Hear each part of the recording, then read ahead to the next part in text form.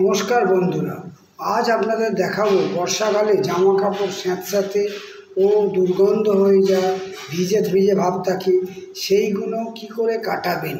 তার জন্য কি করতে হবে, আজকে জামা কাপড়গুলো বর্ষাকালে ভাদ্র মাসে রোদ্দুরে আলমারি থেকে বা যে ওয়ার্ড্রপ থেকে বার করে রোদ্দুরে দিতে হবে। আমরা যেমন এখানে দেখুন রোদ্দুরে দিয়েছি জামা কাপড়, সমস্ত রোদ্দুরে শুকোনোর পর তাকে আবার পাখার তলায় নিয়ে গিয়ে ঠান্ডা করতে হবে। ঠান্ডা করে ঝেড়ে মুছে পরিষ্কার করে তারপরে গুছিয়ে রাখতে হবে।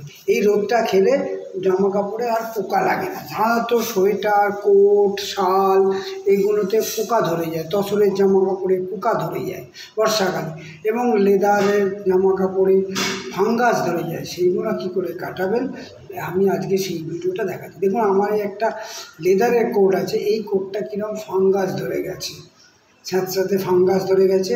এই ফাঙ্গাসটা কাটাতে গেলে আমরা রোদ্রে শুকিয়েছি, এরপর এটা পালিশ করে রেখে দেবো। এছাড়াও যে জায়গাটাতে আমরা জামা কাপড় রাখবো তাকেও একটা ট্রিটমেন্ট করতে হবে। সেই ট্রিটমেন্টটা না করলে ভালোভাবে জামা কাপড় সুরক্ষিত রাখা যাবে না। যে ওয়ার্ডরোব বা আলমারিতে জামা কাপড় রাখবেন সেই জায়গাটাকে সুরক্ষিত করতে হবে। তাই আমি একটা হট এয়ার ব্লোয়ার নিয়ে নিয়েছি।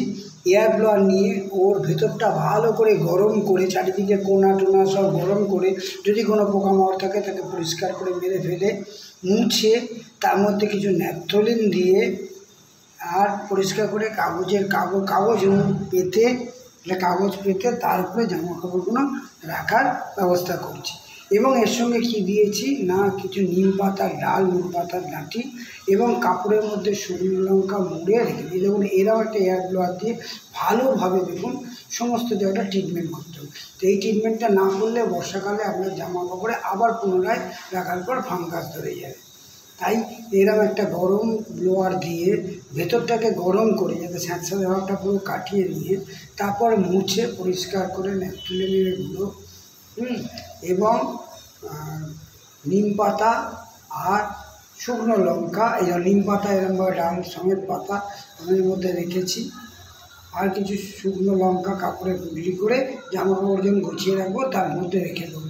এইভাবে রাখলে আপনার জামা কাপড় বছরের পর বছর সুরক্ষিত থাকবে। এবং দামি কাগজপত্র যদি রাখেন তাহলেও সেগুলোকে এইভাবে। ভিডিওটা এখানেই শেষ করছি। আপনারা ভালো থাকবেন এবং সুস্থ থাকবেন। আমার তরফ থেকে নমস্কার রইল।